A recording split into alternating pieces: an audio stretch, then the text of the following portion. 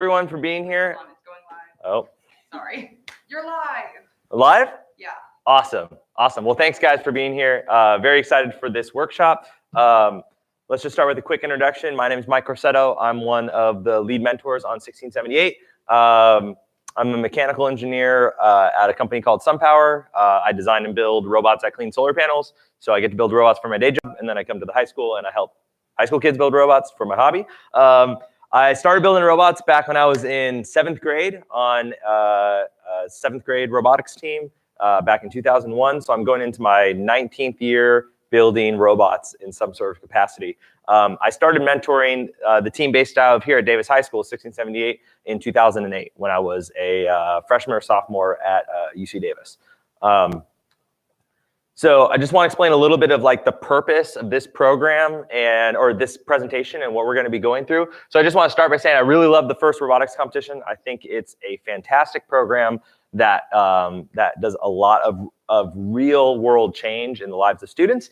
And a big part of the first robotics competition is having a sustainable program. So a big part of this presentation is trying to give you the tools that you can use to be a more sustainable FRC team long-term and have a long-term vision for how to sustain your program.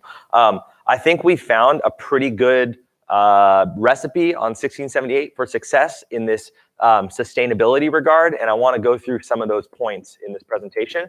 And I really think that any FRC team could follow some of the steps that we've implemented and increase your team's chance at sustainability over the long term. So let's talk about the outline of the presentation. We have this goal of the STEM pipeline. We want a constant flow of students excited about STEM coming through our FRC programs. We're going to talk about the strategy for meeting that goal. What approach can we take? What tool we're going to be talking about today, which is VEX IQ. And we're going to talk about the methods that you can use the VEX IQ tool to implement the strategy that we're going to talk about. We'll do actually a couple case studies with 1678 and 4643. John's over here, and then we'll have hopefully quite a bit of time for questions at the end. All right, so our goal with the STEM pipeline: ensure each FRC team has a consistent high school graduating class of self-motivated, technically competent students. So this is our target. Our target is to basically, when we say pipeline, we mean a constant flow of kids coming through. Maybe you've been on an FRC team where one year you get 45 kids that want to join, and the next year you get 5. Or maybe most of the kids coming onto your team don't know robotics at all, and so not a lot of them have bought into it. Also, studies have shown that that minority groups in STEM, they are often turned off by STEM before they even get to high school. So it becomes more important if you want a more diverse student body in your FRC team to try to collect that talent earlier than high school. So we're talking about consistent class size, also self-motivated students that take on leadership roles, and then technically competent, basically coming in with maybe some experience even before they get into the FRC team. So what are we starting with? So let's talk about some of the elements that every FRC team has. Every FRC team has some amount of teachers and mentors. Every FRC team has parents as a part of their program involved in some level. Every FRC team has students. Many of you are students. They have some sort of meeting space, whether that be a classroom or maybe you have a whole like wing of a building, or that varies. And then FRC teams also have experience in robotics. This may be obvious, but these are all essential tools that you have. Students, really, I believe students are your #1 resource on your FRC team. They come in with so much energy and capability. It's just a matter of harnessing that energy into doing something really amazing. Things that FRC teams generally don't have: a lot of money, because FRC is expensive and you end up spending most of your money just trying to put a team together. And then generally there's not a lot of time during the winter and spring months to do other things besides build season and competition season. So that's what we're starting with. So let's talk a little bit about our strategy. So I have these 3 buzzwords up here, but we'll talk about them a little bit. So one element of our strategy is engaging students. So I talked about this a little bit earlier. It's really important to hook students before high school on STEM. It's important to get them excited about it early on because a lot of social factors start to creep in to their social dynamics in schooling, and then STEM becomes a thing that only nerds do. You know what I mean? If I play sports, I can't do STEM. Or STEM isn't something that girls go into. I mean, these are things that you hear all the time, and these are real social influences. So it's important to hook and engage students earlier. And then also you want to deepen the commitment levels on your FRC team, all right? You want to get more of your high school students already on your team, more deeply committed and connected to the program. And then growing. So, on 1678, we have two goals. We want to grow in breadth. We basically want to cast a wider net and catch more students. We want more students building robots at more spots in our community. And then we also want to increase in depth, basically train them up better. Every year, the students should be learning more than they did the past year. Every graduating class of students should be better trained, better equipped than the class before them. So we're trying to grow in size, but also in quality. And then sustain. So another part of our strategy is a program that we can sustain. Make it feasible to do year after year after year. Distributing the workload is a huge way that you can do that. So having programs where they don't depend on one person to be there or the whole thing collapses. Because in those cases, especially if you rely on that person for year after year, 5 years, 10 years, that person's gonna get burned out. And so finding ways that you can bring in more people, be it mentors, parents, students, into leadership and organizing roles in order to distribute the workload more is really important to this sustainability aspect to our strategy for implementing a STEM pipeline. So let's talk about the tool for a little bit. VEX IQ is the platform that we have adopted wholeheartedly here in the Davis community. It's developed by VEX Robotics, who also runs VEX Pro. A lot of you guys probably buy parts from VEX Pro, but they also have complete robotics kits for K through 12. And VEX IQ is their K through 8 platform.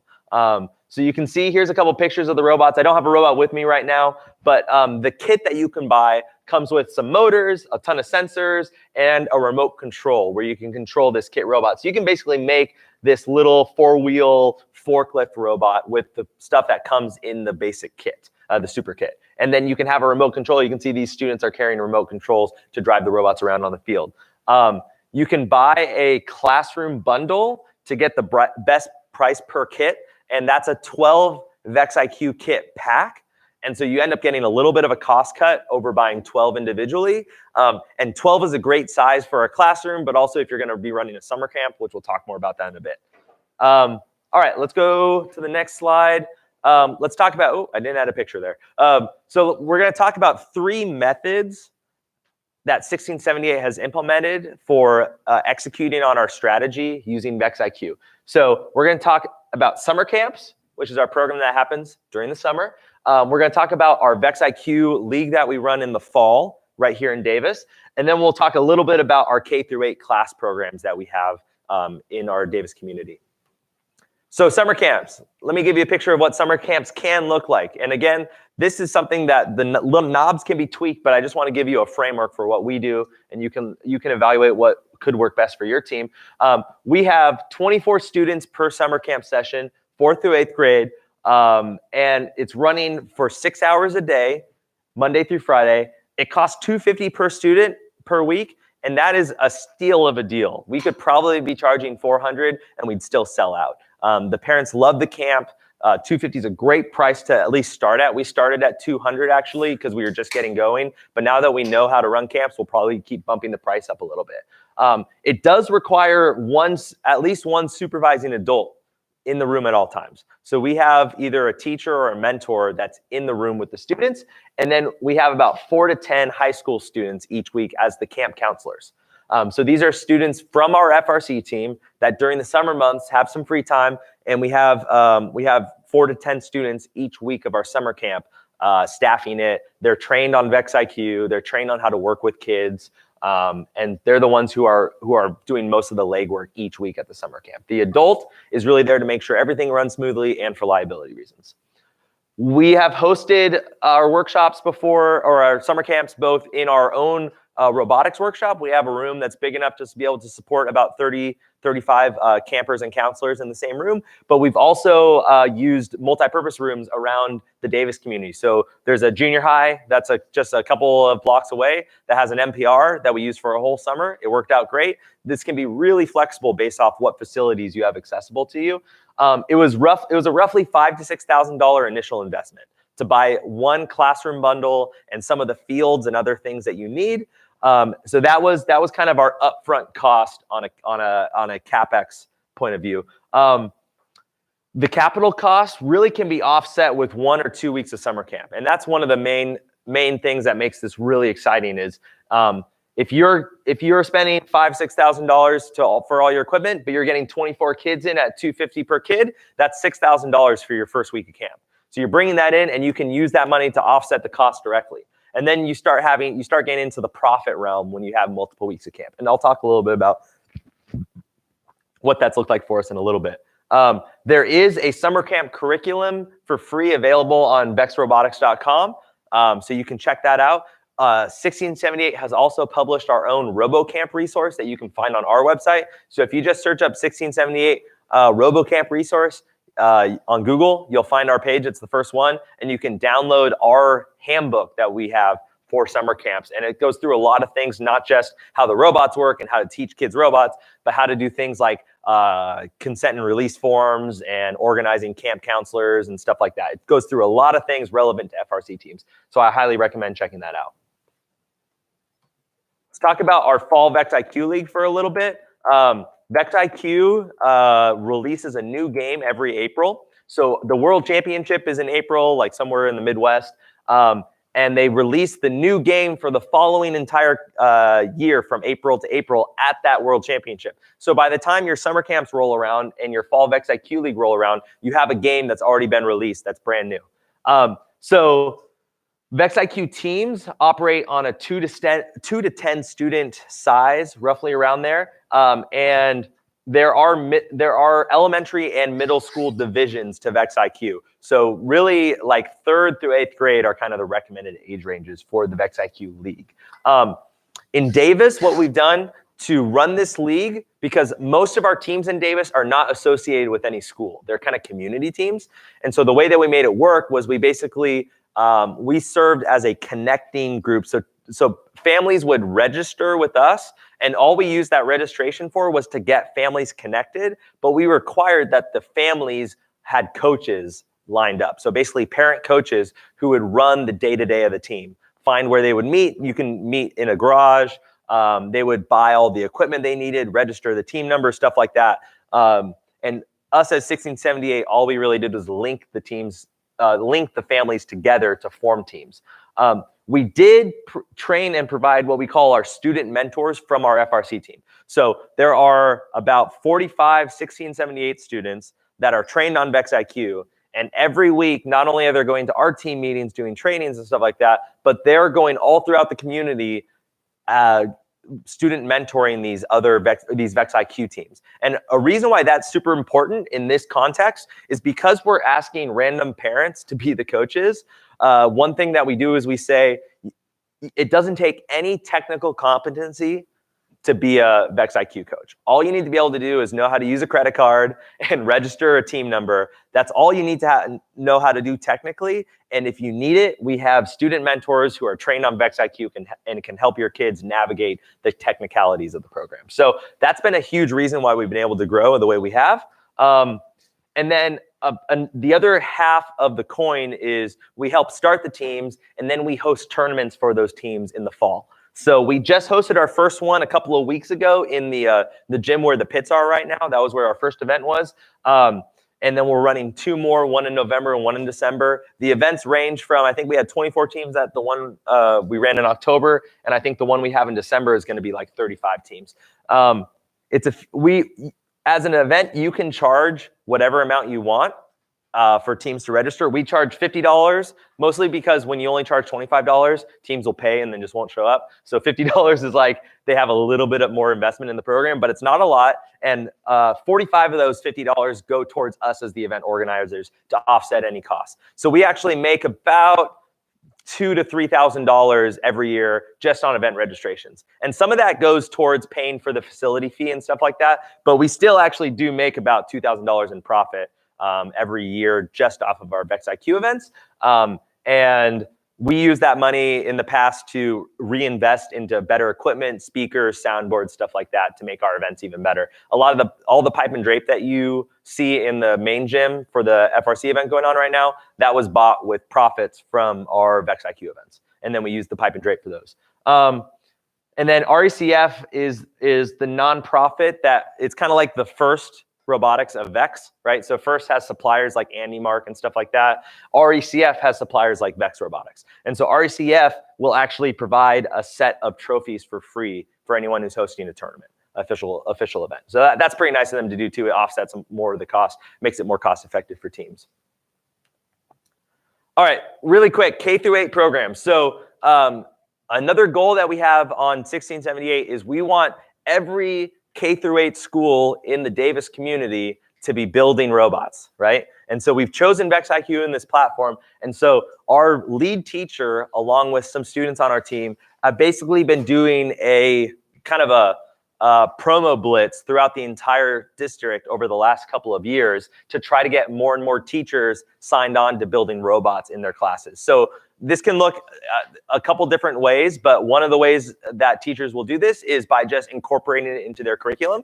So VEX IQ can be incorporated in some of the science, technology, engineering sessions. Like it can help teach basic physics. You can teach engineering with the VEX IQ platform. So some teachers are doing that in the classroom, but a lot of the teachers are doing after-school clubs. So it looks like one teacher who's excited about it and they're willing to hang around school for a couple extra hours, a couple days a week, and then they have an after-school club where kids are building VEX IQ robots in that club.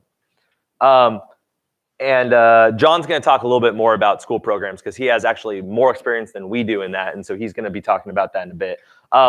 We ran teacher training days. We basically had teachers come to our facility, and with some of the kits that we have, we help walk the teachers through how to run a VEX IQ classroom or a VEX IQ team. Let's see, to do Common Core, and like I was saying, you can run it during the day or after school. The last key thing too, I was talking earlier about, remember one of our main strategies is hooking students, right? We want to hook kids earlier, get them excited about STEM earlier on. It's really important if you want to hook minorities that wouldn't necessarily be doing STEM otherwise, you need to have classes. Okay, our after school, like our league with all the teams that are run by parents, they're great, but I'll be honest, most of the demographic is upper middle class, right? Because those are the parents that have the time and the resources to fund a VEX IQ team, right? To reach students that aren't necessarily in those demographics, you need to be in the classroom. And so that's what these K through 8 classes do, is they're able to hook students that wouldn't otherwise be exposed to STEM. All right, so how do the methods we just talked about align with the strategy we talked about a few minutes ago? So we talked about engaging. Just like I said, I'm a little bit ahead of myself. We need to catch kids early. VEX IQ can go way young, 3rd, 2nd grade. It's really easy to follow along. It's like building Legos. It's just that simple. There's instructions the kids can follow, super easy. The kit and the controllers make it really easy for kids to get started.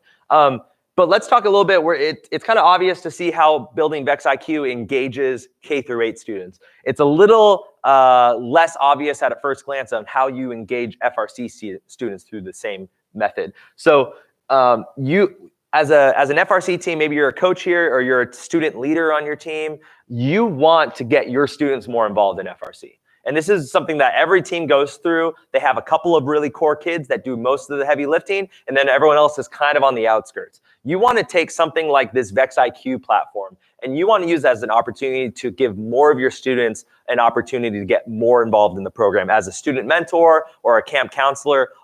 Basically, your goal as a team leader is to get as many of the kids on your team working with robots for as much of their life as possible. That's what you want to do. You want them hooked on robots. You want them working with the robots nonstop, either in FRC or mentoring kids in VEX IQ. So camp counselors and student mentors, they have on average more program buy-in. They basically, when they're doing camps when they're going out into the community and mentoring younger kids, they are developing more buy-in into the robotics program as a whole and this whole movement that we're a part of. And then they're gonna give back more to the program. When you get to build season, they're gonna be more invested in the team because they've spent all summer being involved. They spent all fall being involved. It's not like you tried to go from 0 to 60 at kickoff. You have these kids already hooked in the FRC ethos, and then it's just a matter of taking that focus away from VEX IQ onto the build season, and then you're right back into VEX IQ again, right? And you don't have these gaps in involvement. You're essentially continuing to get FRC kids hooked year round, and that's really powerful. So how are we growing students through this method? K through 8 students are learning robotics way earlier than they would have otherwise if they didn't have the opportunity. So they're learning how to design robots, how to program robots. They're learning about team dynamics, communication, and leadership. These are all things that these kids are picking up through the VEX IQ platform at an early age. And what that means is those kids 4 years from now are going to be on your FRC team with 4 years of robotics experience communicating as a team. They know how to prototype. They know how to brainstorm and maybe even program a little bit. I mean, they're coming in with these skills that maybe your current generation of students aren't coming in with. And that gets your FRC team up just one more level. And then your FRC students are learning a ton about mentorship and teaching. There's a ton of people who will say you don't really know anything until you've taught it, right? And so these students are exercising another part of their brain by trying to communicate and teach younger students effective skills. And then learning how to run events is another big thing. We have a ton of 1678 students that are volunteering here at Capital City Classic, and they run the entire VEX IQ events. I mean, I show up just to make sure the janitor will open up the door, and our kids are the ones who set up the entire VEX IQ event, run it. They're the MCs, they're everything. And so they're getting great experience on volunteering and volunteerism through running VEX IQ events and the camps. And then let's talk a little bit about how this is sustainable. So it's a financially independent, and actually it can help fund your team. I know there's teams like 3132 in Australia that they're making $60,000 or $70,000 every year just off running camps, right? They do camps almost year round, and they're just raking in the money that they can use for traveling and stuff like that. We make probably, we bring in about $36,000 in revenue from our summer camps this past year. And then the profit was probably about 25,000, 25,000. And for a smaller FRC team or younger FRC team, that could fund a lot of your season, right? For us, we tend to re-grant that money back into the community, but as a team, you could use those profits to help sustain your program.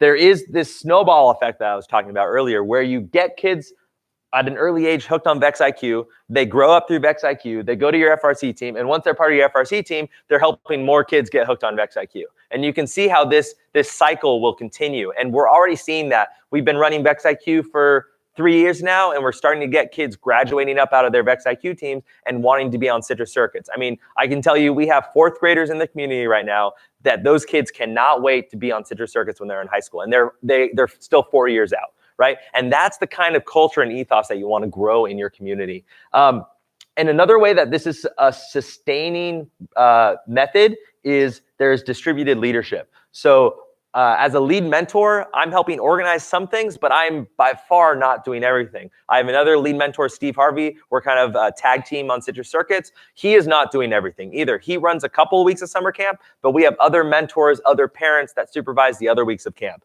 All of these smaller VEX IQ teams all throughout the community, I have no leadership or involvement with their planning at all. Neither does Steve. It's all distributed out, right? Same with the classrooms. The classrooms are run by each of those teachers. And what this is all doing is it means that one person or two people aren't having to take the heavy lifting. And then the students can contribute in meaningful ways. This is a point that I really believe in. FRC teams are really hard to start. So like when you go out and you think, what outreach can I do in the community? Starting FRC teams is not the place to start, all right? FRC teams are really hard to sustain. Quite frankly, it's just not something that most students are cut out to help start an FRC team in another community. But starting VEX IQ teams is way more manageable, and running summer camps is way more manageable. So our students are leading all those efforts. Like I said before, there are no adults that run our VEX IQ events. It's all kids. For the adult at the summer camp, they are just there to make sure that nobody cuts their hand off, right? The students are doing all the heavy lifting at the summer camps. And so this distributed leadership model where students are contributing in meaningful and valuable ways means that this is something that you can sustain on the long term. Yeah. How did you pick VEX IQ over First Level? I have a slide for that right after Jon's presentation. So I'm going to kick it over to Jon right now. Jon is the lead mentor of 4643, and he's going to talk a little bit about their experience on the VEX IQ platform. So, like Mike said, I'm Jon Andrew from 4643. We're up in Orville, but we have at any point in time kids coming from between 4 and 8 different high schools or charter schools to our program. So we're Butte County, is what we tell people. Butte County is kind of weird in that it's geographically, it does have cities in that we have Chico, we have Paradise, we have Orville, but for the most part, it's pretty rural, and it ranges from Sacramento River all the way up to a 6,000 foot peak. So you got a lot of different kids. If you Google map something in it, your map might say it takes 30 minutes to get from Orville to Concow, but that's at 55 miles an hour, and you can't do that on some of the roads. So that's what we're dealing with up by us. When you're working with a city group, you got a high population center, and you can really roll out a lot of what Mike's talking about really quickly and easily. Ours took a long time to actually establish relationships so that we could actually make this happen. As soon as we started our team in Orville and Butte County, I started reaching out over our county office of education and started a partnership, a relationship with their expanded learning program. It's basically their after-school program for their kids who parents can't pick them up right away after school, or they free and reduced lunch type situations, those types of things.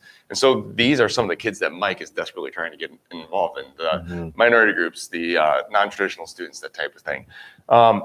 And we were doing Mindstorm kits for a number of years, doing a single tournament in the spring. And it was always twisting arms to get at least 15 teams there. And some teams would have robots that worked, some teams that didn't, it was rough. Came to this presentation last year, drank Mike's Kool-Aid, jumped in his pool. It was fun. And we said, we're doing this. I went back to our county office of education.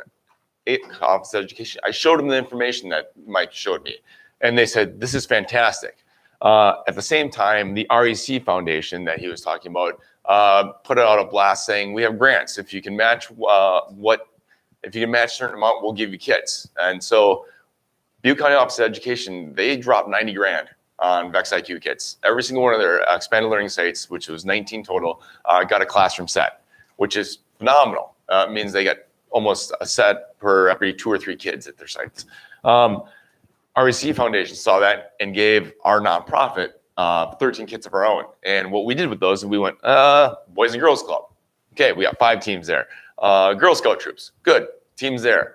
We have Boy Scout troops, Cub Scout troops that are looking at us now. We have youth team centers that are looking for us now. Now we're trying to get outside of that Butte County Office of Education, expanded learning programs, and into those programs that Mike has been traditionally going into. And so we're kind of coming at it from a different direction. But having that nonprofit started so that you can work with the REC Foundation and get money moving back and forth, it's a big deal. And start the conversations and talk to them, show them programs that are successful. There's so much on the web nowadays that it's really easy to show other people what's going on and how that can affect your region. And these VEX IQ kits, having done the Mindstorm kits, every single coach that I've talked to has said, this is so much better than Mindstorm. The kids were able to pick up the remote control right away and get the robot moving.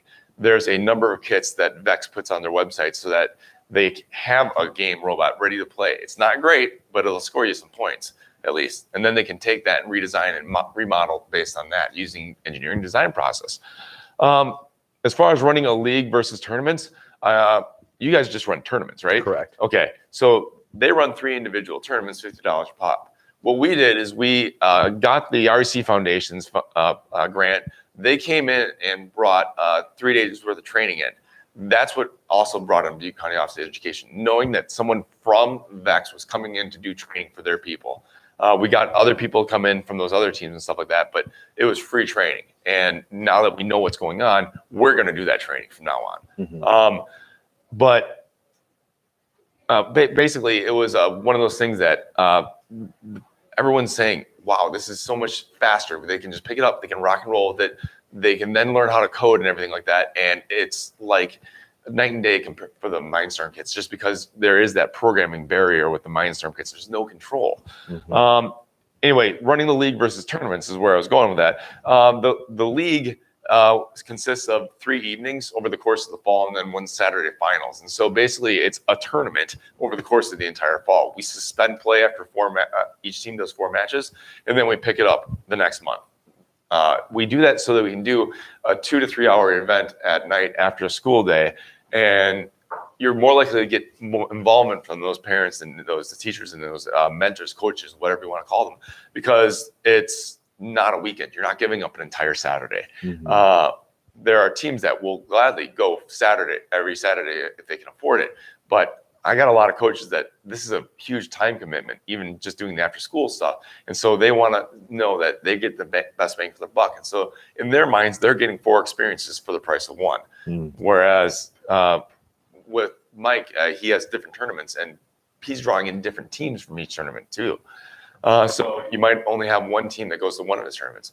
We're looking next year to just do tournaments in addition to leagues. So it's all about what you can do with your group and what you can do with your programs. And this pipeline Mike is talking about, it's huge. There's my timer. It's huge. I started with FRC back in 2008 over in Michigan. I did 4 years there. Then I moved to California, spent 1 year without it in my life. And I went, screw this, I'm starting a team. And so we spent those first 5 years or so trying to get that youth program going with the first Lego League. And we just could never get some traction because of how hard it was for coaches to get into it. With this VEX IQ, they bid in hard and they bid in deep, and they are now drinking the Kool-Aid just with us. So, and now we're just got kids coming up, and it's going to be fantastic from here on out. That's awesome. So awesome, John. Thank you. Well, if you don't mind hanging out up here, I'm just going to talk a little bit about what our programs look like as well, and then we'll have some time for questions at the end. We're way early, so we'll have a good chunk of time for questions. So just a little history on what our program looked like. We started our first youth robotics team in 2013 under the FLL platform. And you can see kind of because of this, again, a lot of the families in Davis tend to be, middle class, upper middle class. It really exploded in those population groups, and we grew to 23 teams in just 2 years. And then we had scrimmages that we held in Davis and unofficial events that we held in Davis. And then at the end of 2015, we had some unfortunate headaches in the program, and that's when we made the jump to VEX IQ. So we actually did like a trade-in program where we bought a bunch of VEX IQ kits, ran summer camps, and then we offered the VEX IQ kits to teams and then took their FLL kits from them.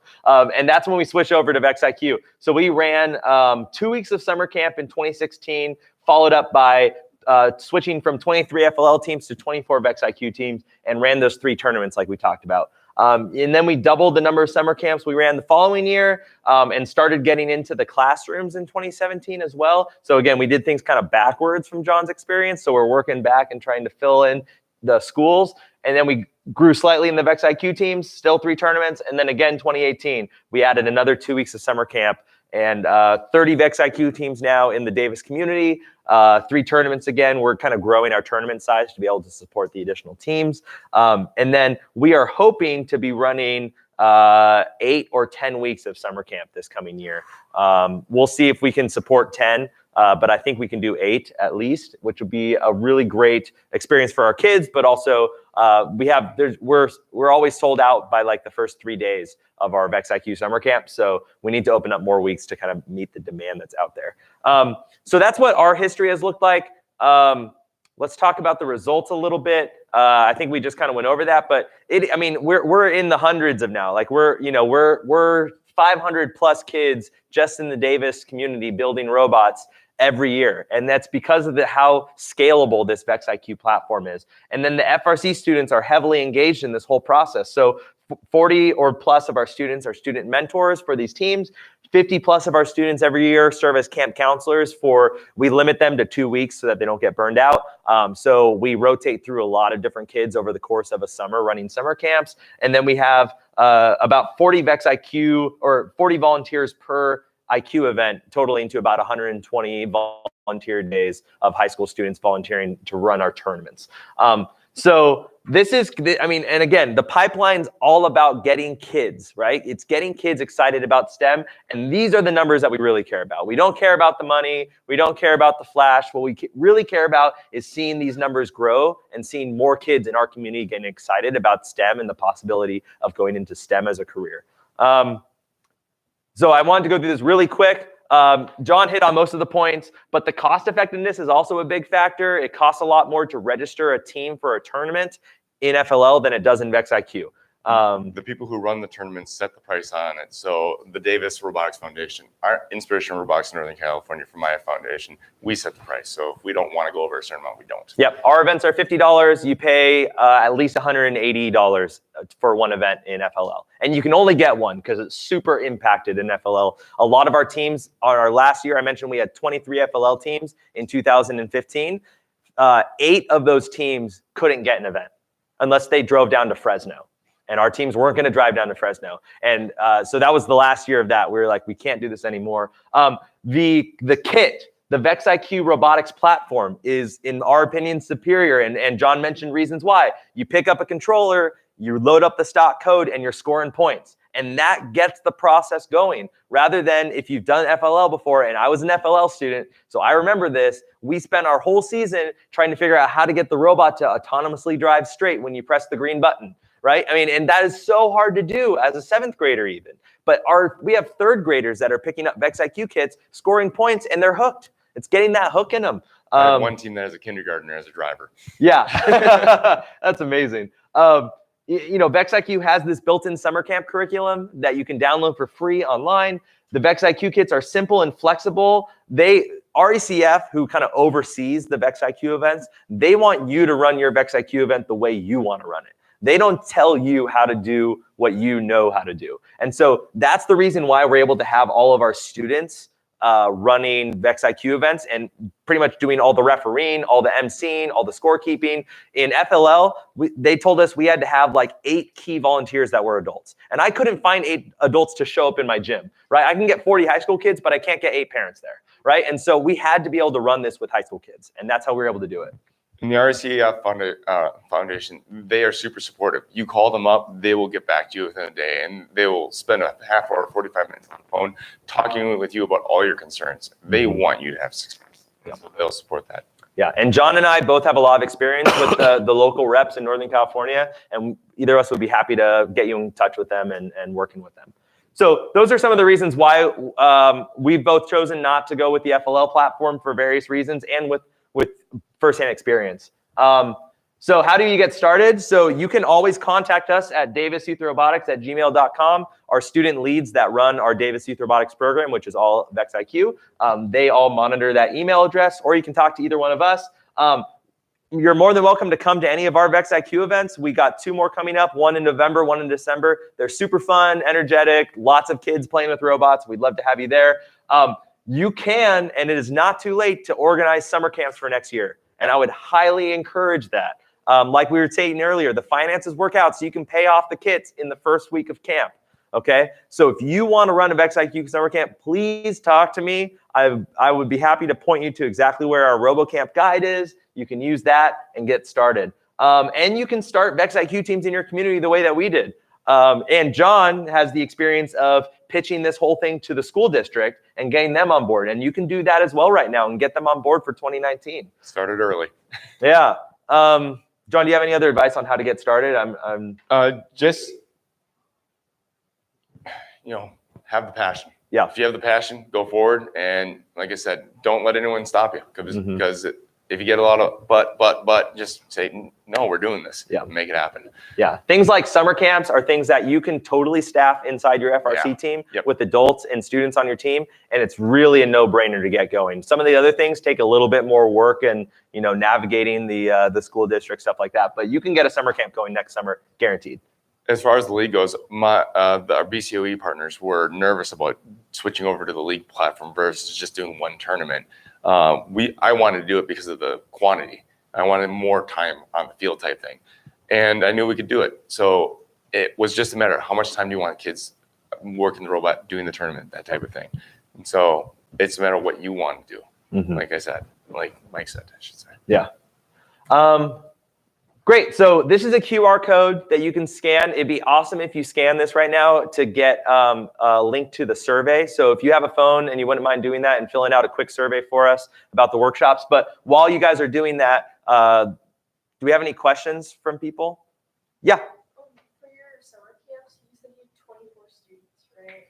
Yep. So did they each have their own kit, or were they like partnered up? Yeah. So yeah, so I'll repeat the question really quick. So the question is for our summer camps, because for the live stream, sorry. For our summer camps, do you have students with an individual robot, like one robot per kid, or how do you break it up? So we run 24 students in 1 week of summer camp, and we have 12 kits. So we pair up the students. It's 2 kids per 1 robot kit.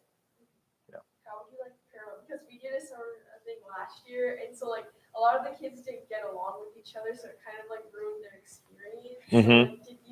Did they choose, or did you assign them? Yeah, so how did we assign student groups at the summer camp? So I think in the past we've done it 2 ways, and it kind of comes down to what works best for your group. You can either assign the teams, right, and basically have students paired up either by name or by birth date or however you decide to do it, and pair them up before the camp even starts. And that could have the effect of students not getting along very well. At the same time, a way to mitigate that is by student mentor involvement. So the more hands-on that your high school students can be in kind of smoothing out those interpersonal dynamics, you can make that a little bit more successful. And then the other way is having kids pick their partner, but that has its own downsides as well of popularity contests. Kids get upset that they weren't, my 2 friends paired up, but I can't be a 3rd person because I need to be teams of 2. So you get into situations like that. So my opinion is assign the teams as best you can, and then have students there, student mentors there, so your counselors, your high school kids, have them there to work, especially with the teams that aren't working well together. Be there to be a mediator, help them work. I would say also be open about the process. Don't partner the teams up behind the scenes. Like, make it part of the first day. Put everyone's name on the board, find a randomizer online, and just say, okay, 2 names, done. Yeah, totally. I think there's a lot of ways to do it. It's just a matter of what ends up working. Yeah. Great question. Yeah, other question. How did you initially advertise the summer camp if you needed to? Yeah, we definitely did advertise, and that's a really great question. So how did we advertise the summer camp, especially when we were just getting started? So we did this a couple of ways. One, we started doing summer camps a couple of years after we had started these youth teams around the community. So we had an email list with maybe about, at that point, it was probably 100 emails on it of parents in the community. So that was one of the first places we went to kind of email blast. And with summer camps in particular, I don't know what your community dynamics are like, but here in Davis, you need to get on people's calendar in January, because that's when people are promoting their summer camp. So we did an email blast. We also advertised. We have some local newspapers that we put ads in. We had kids hand out flyers and do presentations at the local elementary and junior high schools. Basically like, hey, can I talk in the science classroom for 3 minutes about these summer camps we're doing, and hand out some flyers, and then those will hopefully trickle back to the parents. A lot of local elementary and junior high schools will have email blasts that they send out to all the families in their school. And so you can maybe get on those email blasts too. We've used a lot of different methods to promote it. But I will say, now that we've done this a number of years, our email list has like about 700 email addresses on it of parents all throughout the Davis and broader community. So when we send that email out in January saying summer camp registrations are open, man, it fills up quick. You know what I mean? And most of the camp slots are taken up, like I said, in the first 3 days. We probably get 120. We had 120 signups within 24 hours because of the email network that we had developed over time. And you can use a free service. We use MailChimp, is totally free, but there's all sorts of services out there that you can make mass email lists with, and then you just send out promos every couple of weeks. We're in the early stages of something like that. Since we have been working with Butte County Office of Education for so long, they already have summer camps and do things throughout the entire summer, and so we just hitch our wagon to that, and we ride it. In the past, we will probably branch out and start doing stuff on our own in different places in the future. But if you start working with other people, that's not a bad thing too. Mm-hmm. Yeah. How many people does it actually take to run a summer camp? Okay, so yeah, great question. So how many people does it take to run a summer camp? Like I was saying, you need 1 adult there for liability reasons. someone who's approved to supervise in whatever facility that you're in. I've seen it can work with as few as 4 high school students and as many as 10. You don't want to go over 10 high school student counselors because then there's just not as many kids for the kids and there's idle hands. So you could do it. So I guess 5 to 11 people. That's how many people it takes to run a summer camp. And it only takes a couple of high school students and an adult to help plan it in the lead into the event. And I was going to say, but then there's all the lead in and everything. So yeah, I can give you a picture. Serving the facility, there's the advertising, there's all the other Yep. whatever's involved. Yep. So there is a lot of planning on the lead-in process. You have to figure out how you're going to run your registration. You need some way to process the finances. So that's probably more of an adult role. We have a nonprofit set up just like they do. So that's who's getting the checks and stuff like that. But we have students that they'll send out the email blast saying like reminder to bring your forms in, reminder to send your checks in, or we do like scholarship processes to help fund some kids that can't afford it. So they're the ones managing the scholarship process. The adults are doing things like once the checks come in, processing the checks. What else? The room booking. At this point, our kids know how to fill out the room reservations with the school district, so they do most of that too. Our teacher just turns it around and sends it to the school. So yeah, so it's a couple.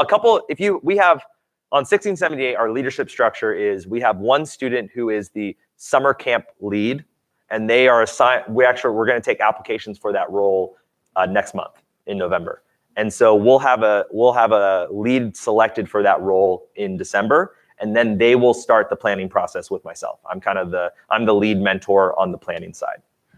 On my side for the camp, this year when we did our camp, I had to go to Skills USA state national conference, I should say. And so I wasn't able to be there. What I was able to do is I was able to get another teacher to fill in my role at the camp.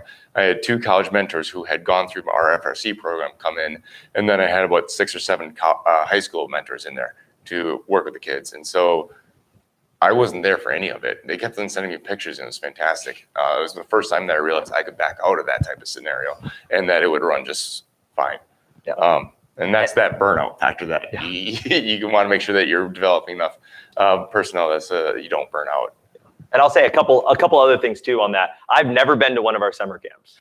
I checked in at lunch one time, but I've never been there. I've never run one myself.